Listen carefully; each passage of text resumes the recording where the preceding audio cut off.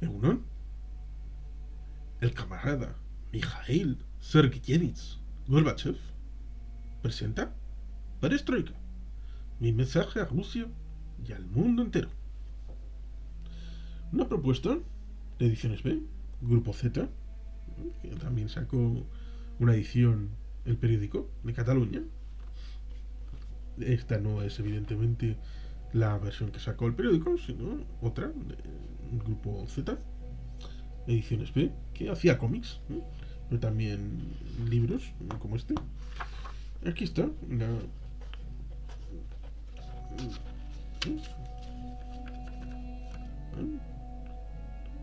parecen maravedíes o dracmas o shekels de la época antigua. El título original parece que fue New Thinking for Our Country and the World. Un mensaje al lector con esta digamos que la forma que tiene de explicar la parte de atrás es bastante sencilla. Un libro indispensable para comprender la segunda revolución leninista que está viviendo la Unión Soviética, un cambio cualitativo que afecta a toda la humanidad. Este es un libro que en principio está contado en primera persona a través de el señor Mikhail Sergeyevich, como Nikita Sergeyevich Khrushchev, apartado de la vida política en el año 64. Y después, durante casi 20 años, estuvo Leónidas Brezhnev.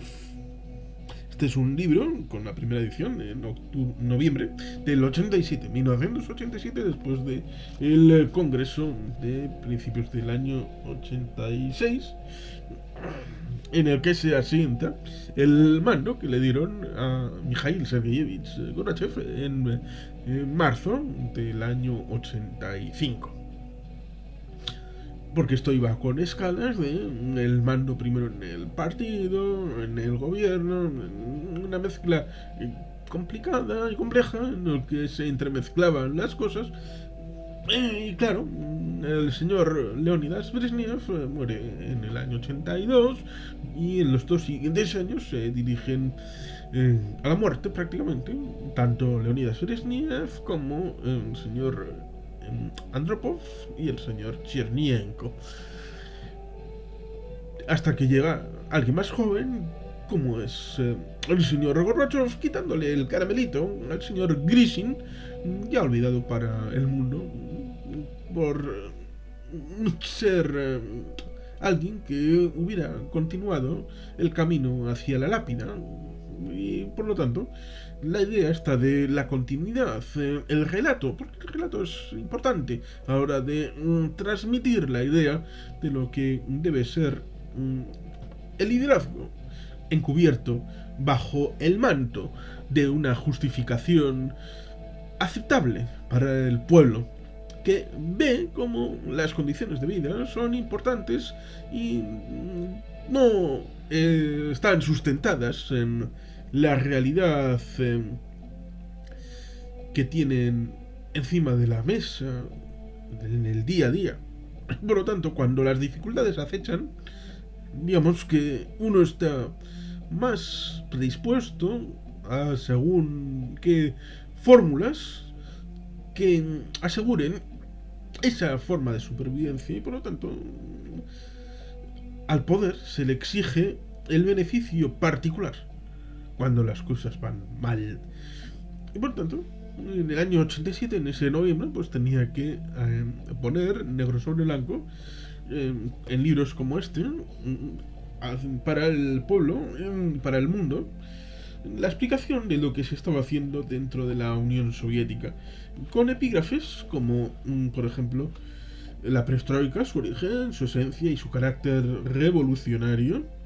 La perestroika se pone en marcha, primeras conclusiones, evidentemente están los elementos plenum, comité central. La segunda parte está sobre el mundo y la nueva manera de pensar.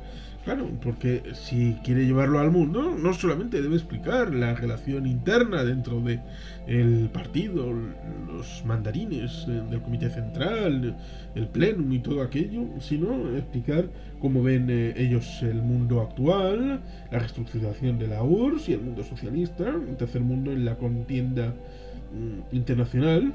El tercer mundo entendido no como los países pobres, no, no, no.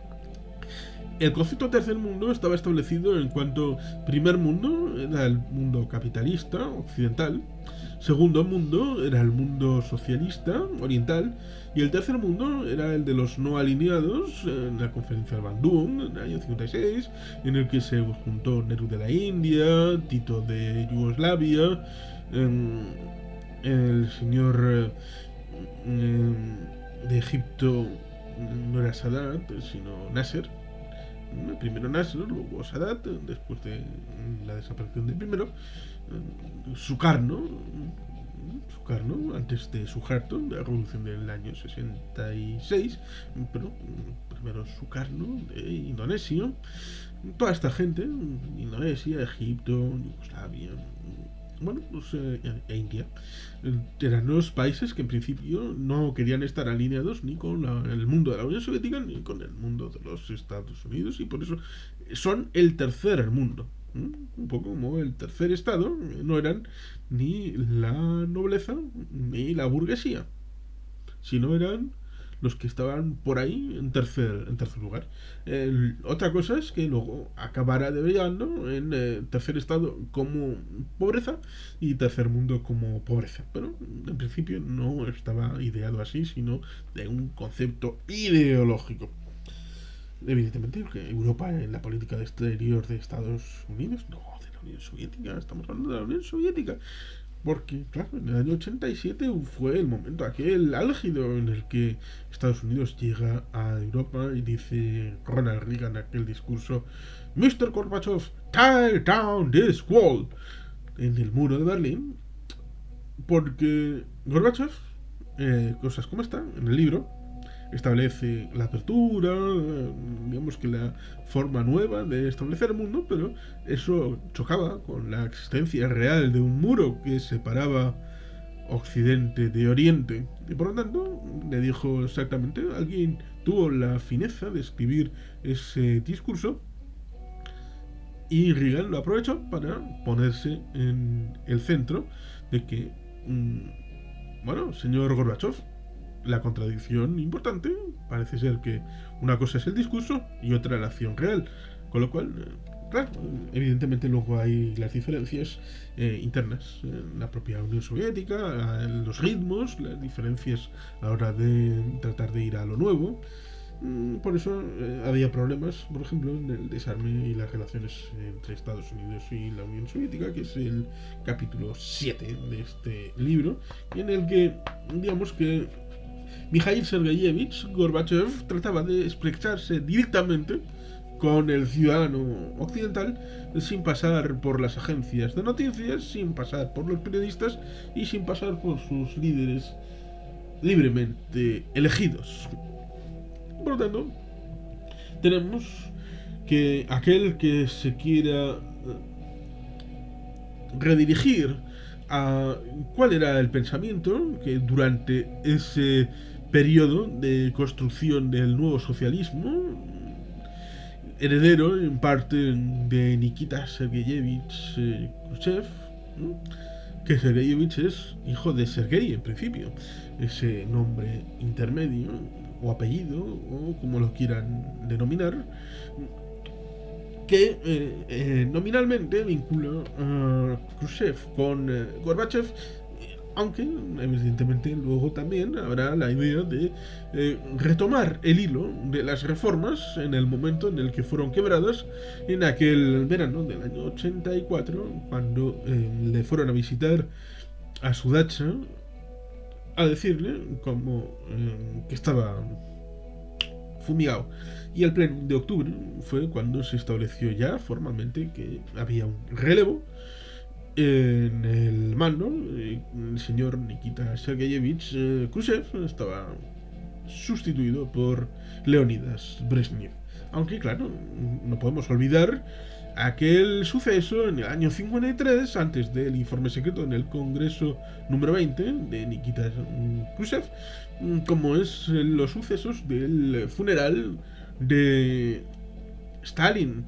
Hay una película, La muerte de Stalin, que está referenciada en este canal y que es interesante revisitar en cuanto a la forma de establecer la dialéctica de poder dentro de los máximos dirigentes a la hora oportuna del fallecimiento de Stalin, porque casi pareciera que el director de los funerales del líder caído es prácticamente el nuevo líder que pasó en la muerte de Brezhnev con Andropov, en la muerte de Andropov con Chernenko y en la muerte de Chernenko con Gorbachev, a pesar de que hubo un periodo de interim en el que había la posibilidad de que otro líder, como por ejemplo Grishin, en el ámbito de Gorbachev, pudiera llevar al timón de la Unión Soviética. Por lo tanto, ¿recomendable? Sí, por supuesto. Porque, evidentemente, es una propuesta en la que se trata un mensaje directo desde aquel año 87 al ciudadano occidental, en principio de aquel momento, pero se puede leer actualmente cuál era la idea, la conceptualización y, como buenos historiadores, confrontarlo con lo que pasó realmente. Es decir, las intenciones con lo real. Porque hay una cosa que es alucinante. Al marxismo-leninismo, al comunismo realmente existente, hubo y hay una valoración, un poco como denuncia Fernando Díaz Villanueva. Se le juzga por sus intenciones, no por sus hechos. Al marxismo-leninismo se le juzga por las ideas maravillosas que tiene para el mundo, no por lo que hace realmente en los países en los que transformaron las estructuras de poder hacia el marxismo-leninismo realmente existente. Ya sea en Europa Oriental, ya sea en la Unión Soviética, ya sea en América Latina respecto a Nicaragua, a Venezuela, China, con Mao, la evolución maoísta, Camboya, con Pol Pot. Se le juzga por lo que querían hacer, no por lo que hicieron. Por lo tanto, es interesante coger libros de ellos. Este está traducido al castellano, por lo tanto es accesible para más gente, y juzgarlo. Las buenas intenciones, incluso del camarada Mikhail Sergeyevich Gorbachev, el gran líder que en Occidente tuvo predicamento a la hora de transformar las anquilosadas estructuras de la Unión Soviética en nuevas realidades.